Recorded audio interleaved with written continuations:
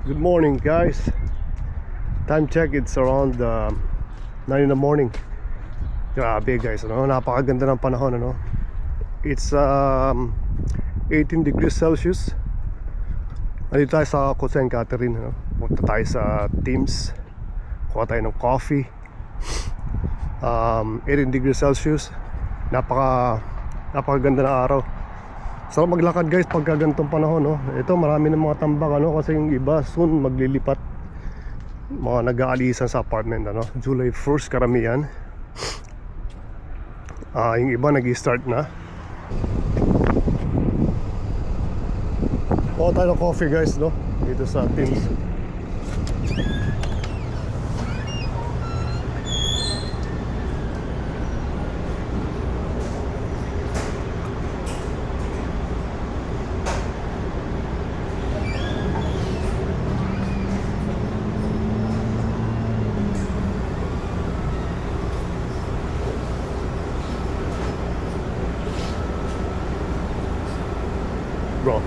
Bro, you on the line?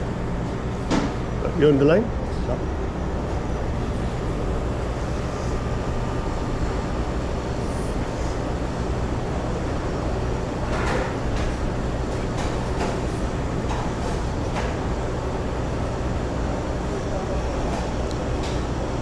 Napamasyadong tao, guys, no? Hindi nga alam kung nasa linya siya, tinanong ito ata linya papunta rito.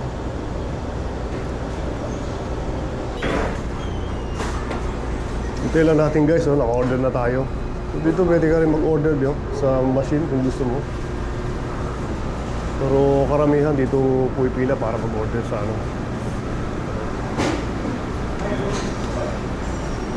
Maliit lang itong Tim Hortons, guys, no? Yun, nakita na, dati nag-vlog na rin ako rito dati. Si Ando kasama ko, nasa labas pa.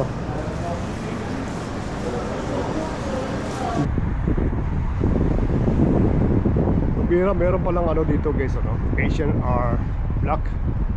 Dito sa ano, dito kami, guys, nagpapagawa ng income tax. Usually diyan sa Codones Plaza. Pupunta pa kami sa plaza. Meron pala rito, ano, H&R Block. Yung income tax namin dito kami palagi nagpapagawa, no? Merong sushi shop dito. Sa kabila may mga tindahan din na ano, makikita nyo, diba? May condo ron. So dito meron din dati, guys, na Java yun, no? Uminom din ako coffee dati dito, no? Pero sarado na. So Java U. So H&R Block meron dito. Yeah. Napakagandang morning, no? At least sana naman walang forecast ng ulan ngayon. Hindi pa ako nag-check ng weather forecast kung ano-ano. Pero medyo madilim pagdating doon sa part na yon. Medyo madilim din yung panahon, no? Kasi balak namin lumabas mamaya. Hindi yung mga bata magbe-breakfast lang. Katol si Ando na una na kakailan daw siya ng breakfast. Hindi pa siya nagbe-breakfast, eh, no? Ako nakapag-breakfast na ako. So yeah, sa Java U nagsarado na siya, no? Sayang. Kasi dito marami, malakas din to, eh. Hindi ko alam pa nagsara, pero tinalo siguro siya yung Tim Hortons kasi kung saan ako makuha. Mas malakas ang Tim Hortons dito, guys, ano? Tapos may Starbucks doon sa kabila. Mas malakas siya, kaya ganun. Yeah, ito may mga guys, oh, sunny day, no? Today is Sunday, okay. Marami nga pala nagsisimba dito pagka Sunday, guys, mga Filipino community, no?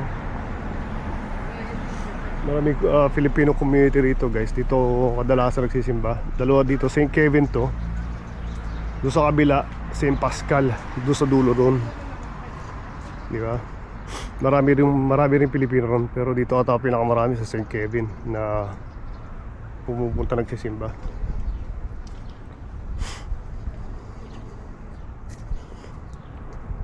So bukas siya, no? Ayan, no? Sa side.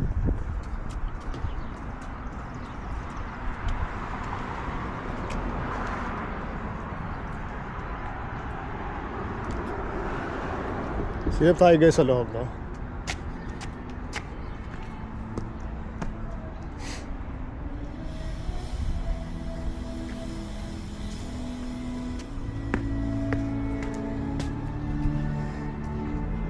Bukas nga siya, Sunday Mass.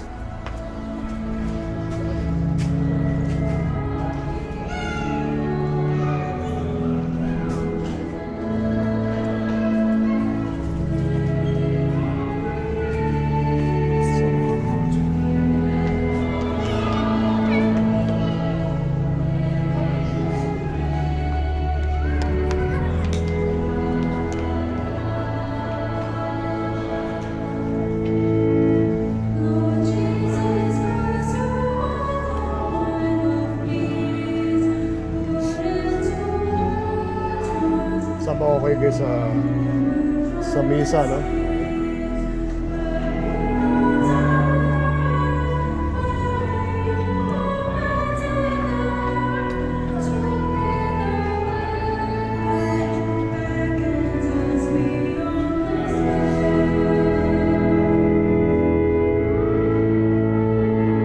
So ganito guys ang Sunday Mass dito, no? Ang dami Pilipino, as you can see, di ba?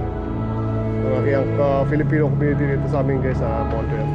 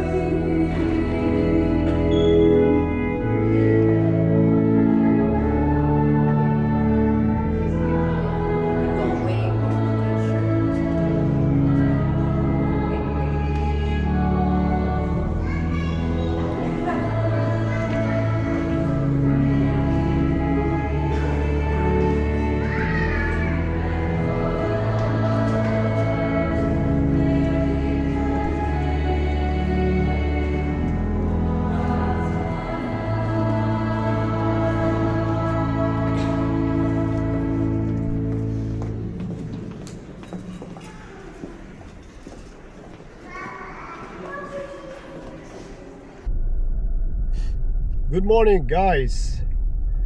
So makikita nyo guys, ano, nag-uulan na naman. Kahapon napakaganda rito guys sa Montreal, no? It was like 25 degrees. Ngayon nag-uulan, no? Which is okay pa rin naman kahit nag-uulan, no? Mag-coffee kami dito sa sa bundok.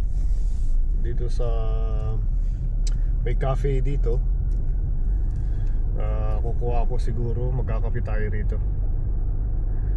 Just to enjoy din yung nature, di ba? Kasama ko si Bunso. I don't think na makakapaglakad kami ngayon, ano? So we just have coffee here in the mountain. See you guys. Yeah, wala masyadong tao, no? Kasi nga nag-uulan. Pero we'll just enjoy our coffee here, guys.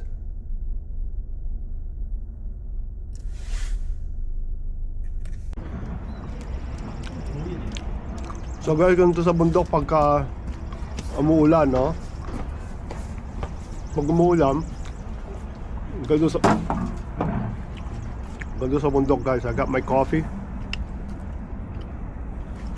Tapos nakikita nyo yung difference kasi most of the time pag pupunta kami rito may dito lang kami ni Bunso nagre-relax. Ayo. May nagpa-vlog din, no? There you go. So minsan dito kami nagbe-breakfast. Sit down, relax. Kahit gloomy, kahit na gloomy, gulan, okay pa rin guys, no? Ayan, gusto lang na mapakita sa inyo guys kung anong ginagawa namin usually in the morning.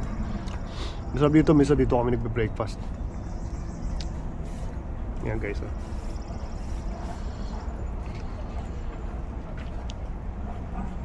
Ikot tayo saglit dito sa loob.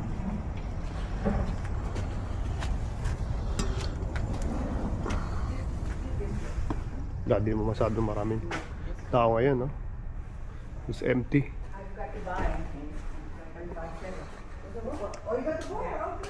Kasi meron dito restaurant sa taas, guys, di ba? Nakita nyo na yun. Ikot tayo. So guys, I got my coffee.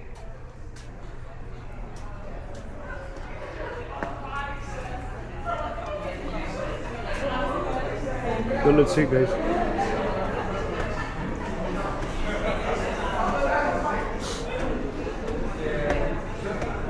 Yeah. Yung mga wala pa masyadong tao, guys. Although yan, may restaurant dito, guys. So ito yung mga sa restaurant.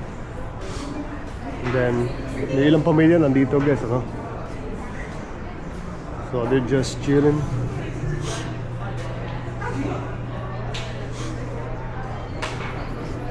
Let's see. Yeah. At least may tour namin kayo,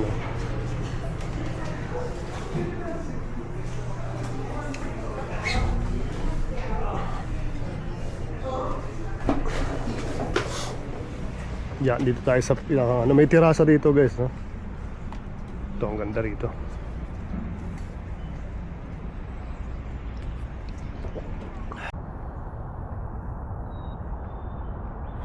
Guys, napakakalma ng tubig, Parang kung tatalungin, very relaxing, Nakaka-relax siya.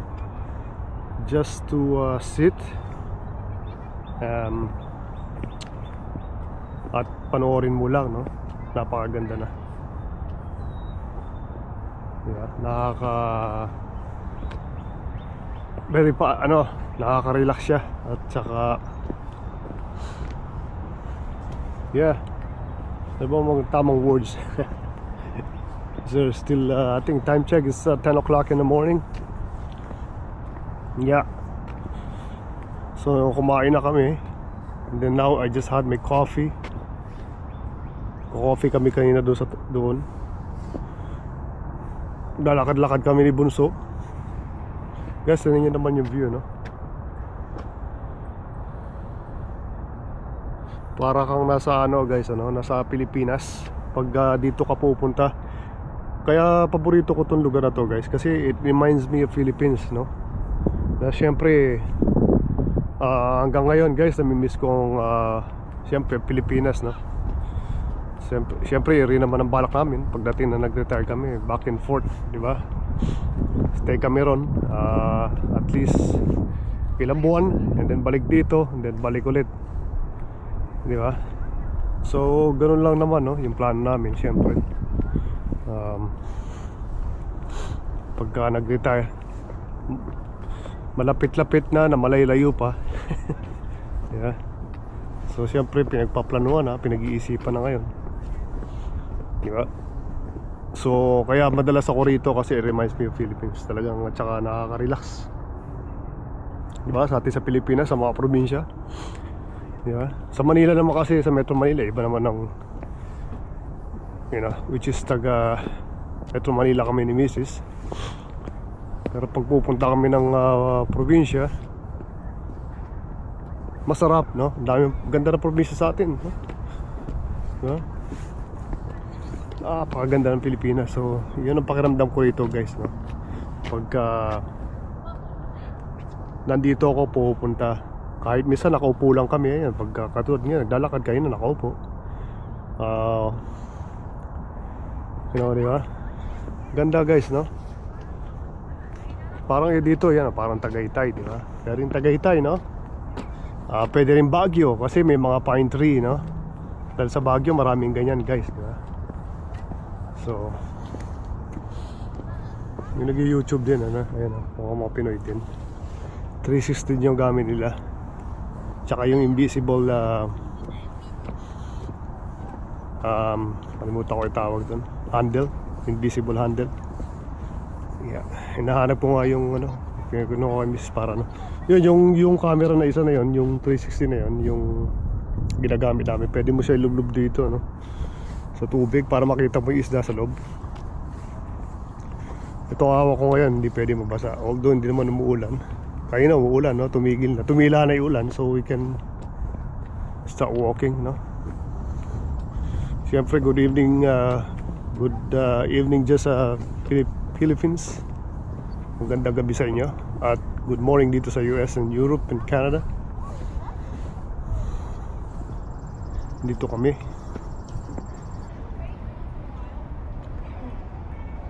Yeah guys, medyo umaaraw na, no? Ayan, no? Na konti. Gloomy pa rin. Pambira, ano guys, no? Kung nabalitaan nyo, no? Sa Calgary. Pinapanood ko kasi palagi si Alwin and Emma na taga Calgary. Mag-asawa sila, no? Na nagba-vlog sa Calgary, no? Pinanood ko sila at nag-snow pa rin sa Calgary. So pambira, ating mas malamig ata sa Calgary, no? Kesa rito sa Montreal, Quebec. So kaya nag-snow pa sa kanila pagising nila, no? Nag-snow. Pero wet snow lang, no? Hindi yung nag-accumulate na talagang bumuhos, no? Pero nag-snow pa rin. Ibig sabihin malamig pa rin doon sa kanila. Although dito sa Montreal is less, pero maulan dito, no?